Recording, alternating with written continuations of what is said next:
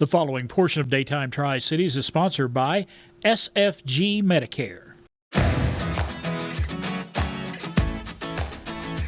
Well, if you have Medicare and Medicaid in Tennessee, there are some important big changes coming. On today's Medicare Tips with Andrew, we're going to be talking about what you need to know to keep your extra Medicaid benefits. And Andrew, it's great to have you back on the show. It's always good to be here. So first of all, a lot of people get Medicaid and Medicare confused. So let's kind of start with the difference there. So Medicare is a federal program for everyone that's 65 and older, or if you're on disability for 2 years. So that's what people think about the health insurance when they retire.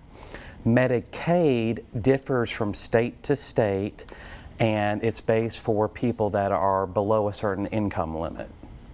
And I understand Medicaid will give you extra benefits. Yes, so Medicaid will cover the 20%, so you don't have to pay that. It will cover your $203 that Medicare cost. It covers different benefits, yes. Okay, and you were telling me some big changes just announced that are going to happen next year. Yes, so there's different levels of Medicaid. So you can get help with the drugs, you can get them to pay your $203 for your Medicare. Okay. There's QMB, which means you get a pink card and they pay your 20%. And then there's what they call full Medicaid. Full Medicaid is what's changing for 2027.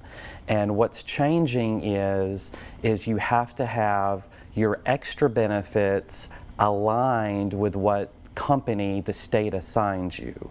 So if you have full Medicaid, the state assigns one of 3 insurance companies to administer the Medicaid benefits. Those are Blue Care, United Healthcare, and WellPoint. Then you can get an extra plan at no cost to give you extra benefits, like the grocery cards, help with utility bills, dental, vision, hearing, things like that. And so what's changing is those have to match.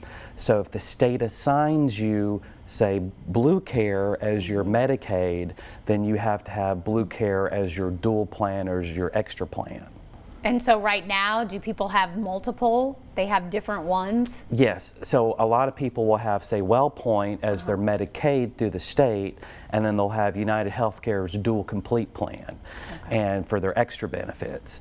So starting in January of 2027, if those 2 companies aren't the same, then your extra benefits, your grocery card, which a lot of people depend on, will be canceled, and you'll just have what we call original Medicare, and then the Medicaid, you won't have any of the extra benefits. And you're right, people do depend on those grocery cards. They have come to kind of put them in their monthly budget. So what do people need to know to make sure that they don't get canceled? So because of this change, the state is allowing people to change their Medicaid provider, the one that's automatically assigned, to any company they want.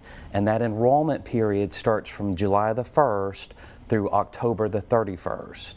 And the best way to change that is to call TennCare.